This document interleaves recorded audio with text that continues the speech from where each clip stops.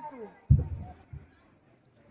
Honorable President, Honorable Founder and Director S.M. Giyasuddin, the respected Chief Guest, Honorable Teachers and dear audience, everybody will take my salam respectfully.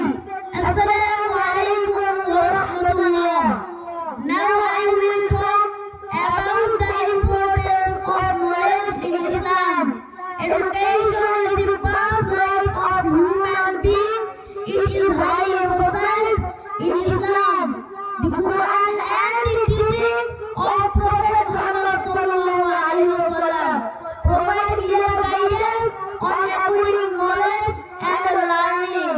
In Islam, seeking knowledge is seen as an act of worship and a means of getting closer to Allah. For example, Allah said, "Read the name of your Lord who has created."